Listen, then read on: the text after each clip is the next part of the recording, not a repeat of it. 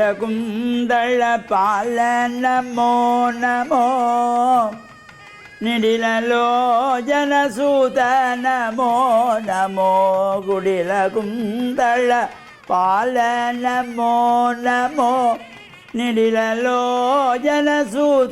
நமோ நமோ மிருகமத சுதிலக நமோ நமோ நமோ பாலா வல்லீச மிருகமத சுதிலக நமோ நமோ நமோ பாலா வல்லீச. ஓம் நமச்சிவாய. மேன்மைகள் சைவ நீதி விளங்குக உலகமெல்லாம். நோயற்ற வாழ்வே குறைவற்ற செல்வம்.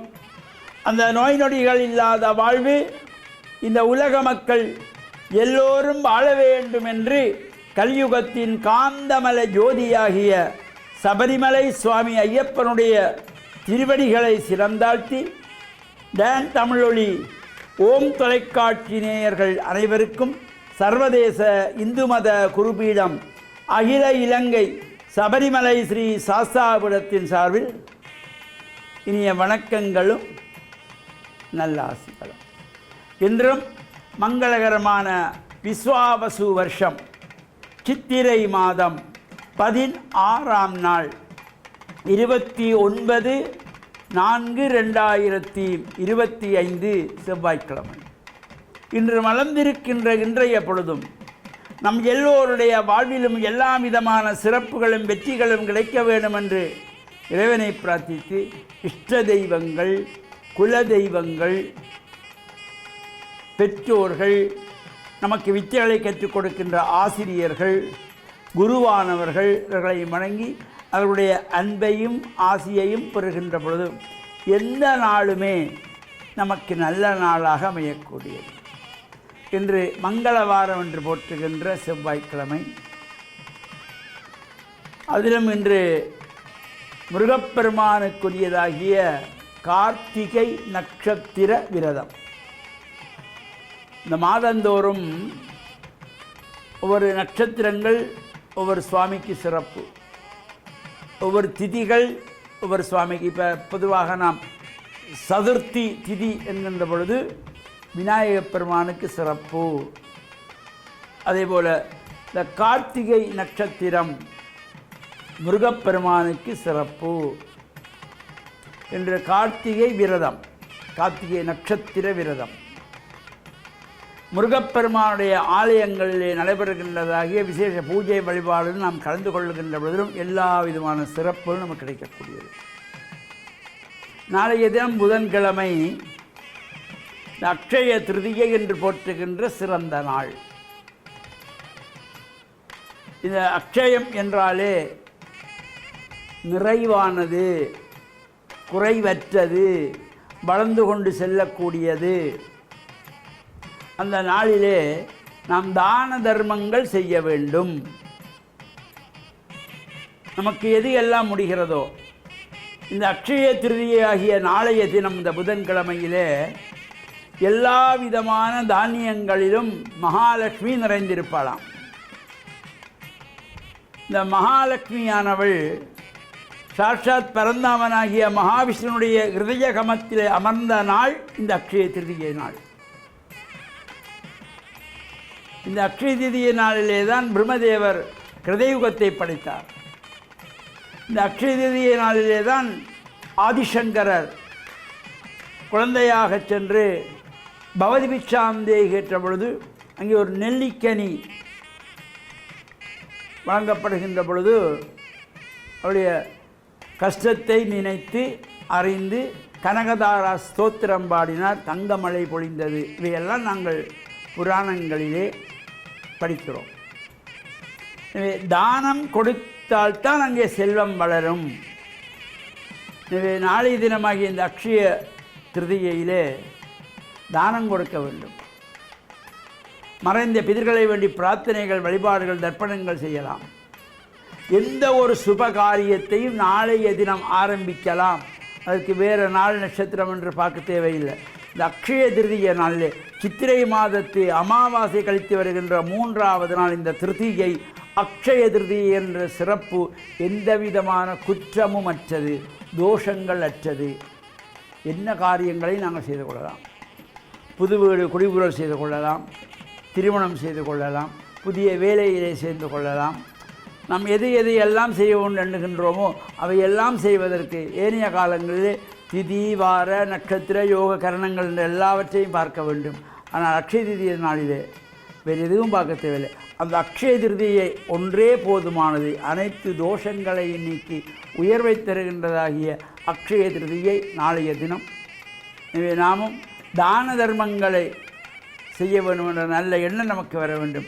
அக்ஷய திருதி என்றால் தங்கத்தை வாங்க வேணும், வெள்ளியை வாங்க வேணும், அதை பூட்டி வைக்க வேணும், வளரும் என்ற இதையெல்லாம் கடந்த ஆண்டுகள் எல்லோரும் வாங்கியிருப்பார்கள். அதற்கு முதல் ஆண்டு வாங்கியிருப்பார்கள். தங்கம் வளர்ந்திருக்கிறதா? தானம் கொடுக்க வேணும். வாங்கியதை தானமாக கொடுத்தா தான் வளரும். எனவே நமக்கு தங்கம் வாங்கி கொடுக்க முடியாது. வாங்கக்கூடியவர்கள் வாங்கி வைத்து கொள்ளுங்கள், தானம் கொடுங்கள். அரிசியை தானம் கொடுக்கலாம், பருப்பு தானம் கொடுக்கலாம், உப்பு தானம் கொடுக்கலாம், தயிர் தானம் கொடுக்கலாம், மோர் தானம் கொடுக்கலாம், வஸ்திர தானம் கொடுக்கலாம். இவையெல்லாம் நம்ம கொடுக்கக்கூடியதாக இருக்கோ அவற்றையெல்லாம் கொடுத்து நல்ல மனதோடு இறை பிரார்த்தனையில் ஈடுபட்டு மறைந்த பெற்றோர்களை நினைத்து அவர்களை வேண்டி பிரார்த்திக்கின்ற நாள் இந்த அக்ஷய திருதியை. தானம் கொடுப்பதற்கு சிறந்த நாள் என்ற நல்ல சிந்தனையோடு இன்றைய தினம் இந்த கார்த்திகை விரத நாளிலே முருகப்பெருமானையும் வழிபட்டு இறையொரு பெற்று மண்ணில் நல்ல வண்ணம் வாழ டான் தமிழொலி ஓம் தொலைக்காட்சி நேயர்கள் அனைவருக்கும் சர்வதேச இந்து மத குருபடத்தின் சார்பில் நல்ல ஆசிகளை கூறிக்கொள்வதில் மனமகிழ்வு கொள்கிறோம். சர்வே ஜனாஹாம் சிகினோம் பவந்து, சமஸ்தசன் மங்களான் சந்து. சுகம்.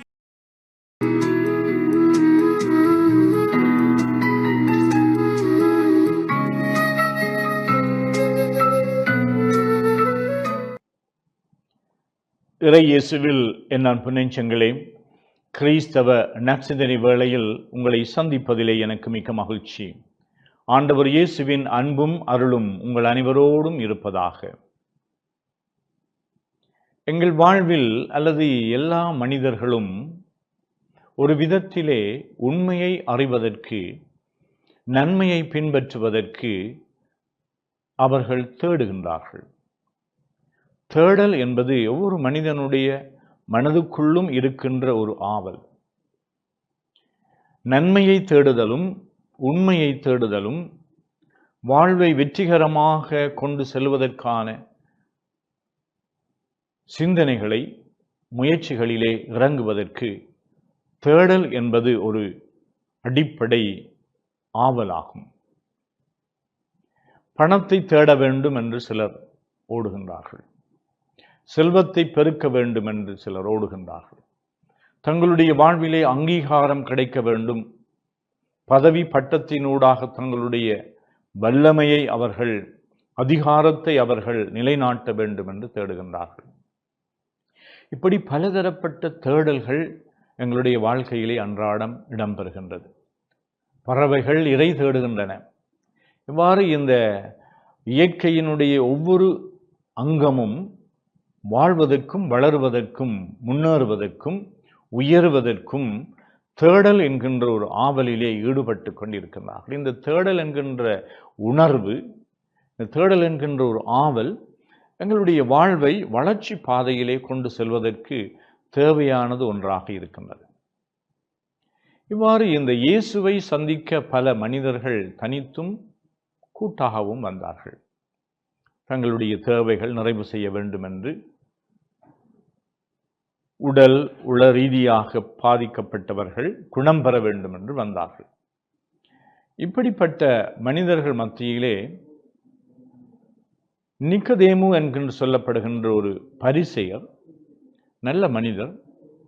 அவர் உண்மையான ஒரு தேடலிலே ஈடுபட்டவர், கிறிஸ்துவினுடைய போதனையினாலே கவரப்பட்டவர்.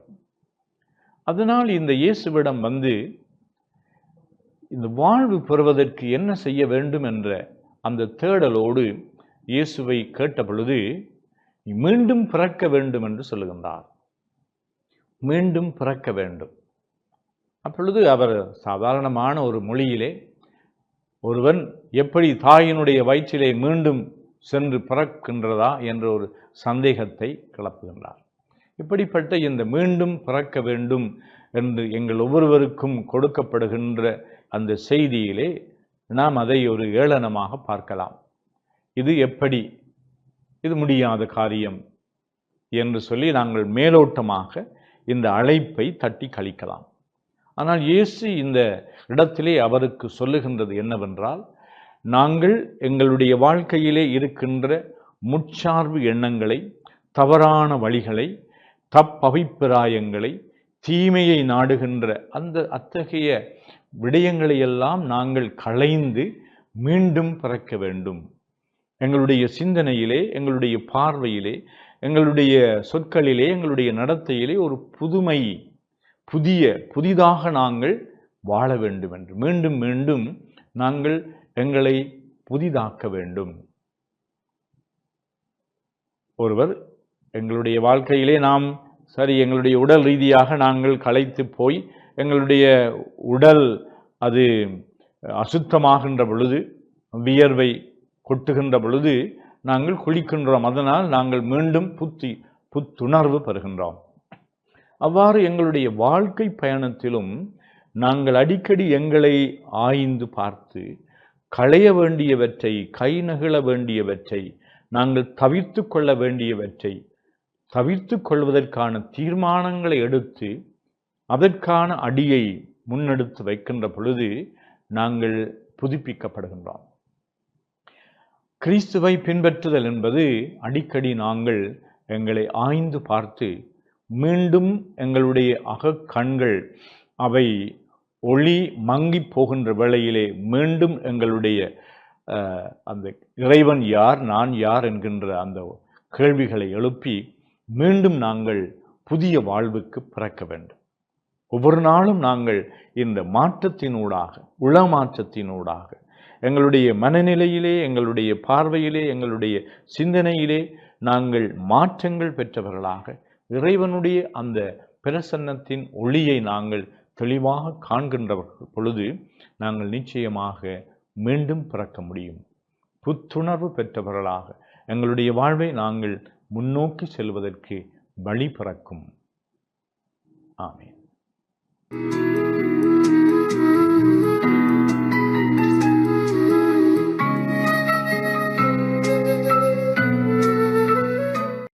ஒன்று நாவன்மை ஆகும்.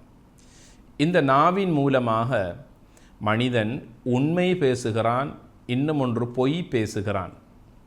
உண்மை பேசக்கூடியவர்கள் உண்மையாளர்கள் என சமூகத்திலே மதிக்கப்படுகிறார்கள். பொய் பேசக்கூடியவர்கள் சமூகத்திலே பொய்யர்கள் என அடையாளமிடப்படுகிறார்கள்.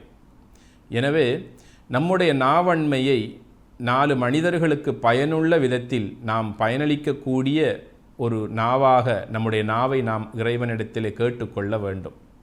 நபிகள் நாயகம் ஸல்லல்லாஹு அலைஹி வஸல்லம் அவர்கள் தினமும் காலை நேரத்தில் இறைவனிடத்தில் இப்படி ஒரு அருமையான பிரார்த்தனையை கேட்பார்கள்.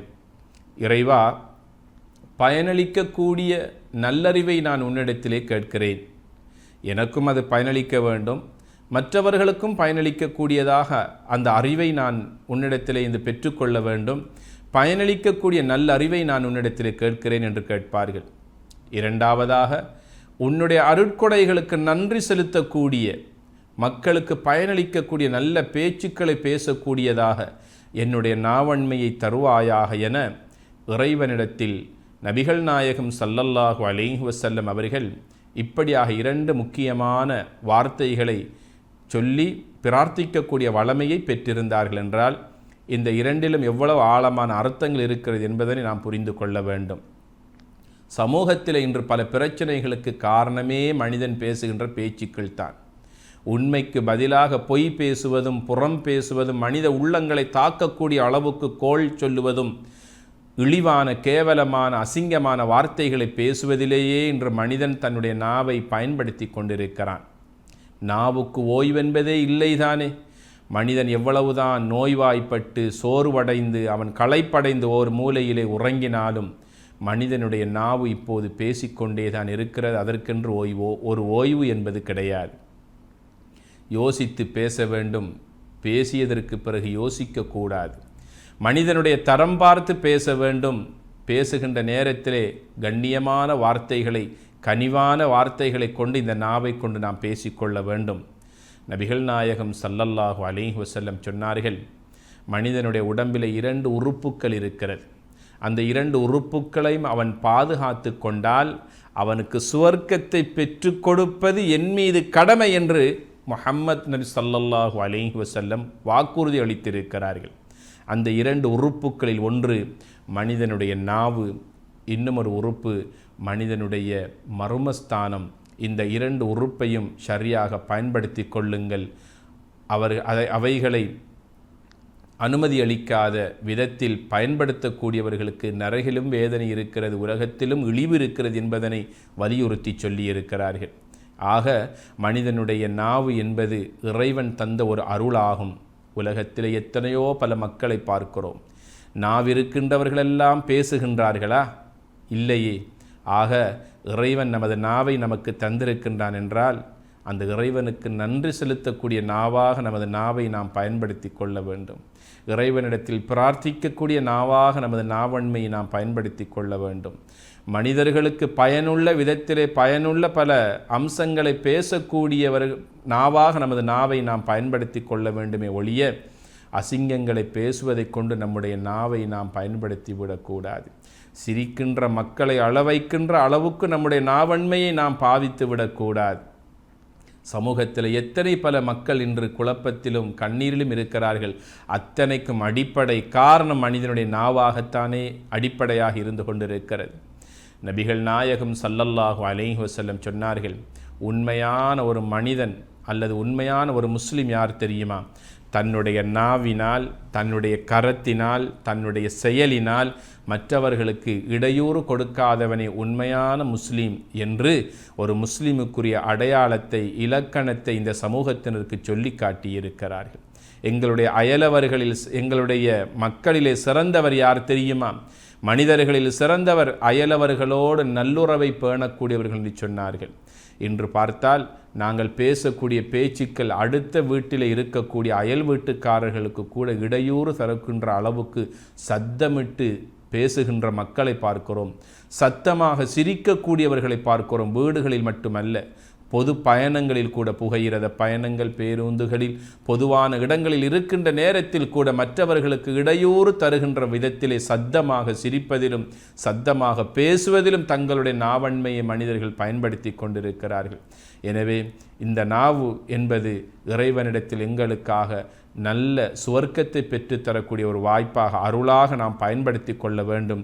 இதுவே இறைவன் நம்மிடத்தில் எதிர்பார்க்கின்ற ஒரு குணாதிசயமாக இருக்கிறது. அந்த நாவை நல்ல முறையில் பயன்படுத்தி ஈடேற்றம் பெறுவோமாக. மக்கள் மனங்களை நமக்கென்று ஒரு இடத்தை பெற்றுக்கொள்வதற்கு இந்த நாவை ஒரு வாய்ப்பாக பயன்படுத்தி கொள்வோமாக. வஸ்ஸலாமு அலைக்கும் வரஹ்மத்துல்லாஹி வபரகாத்துஹு.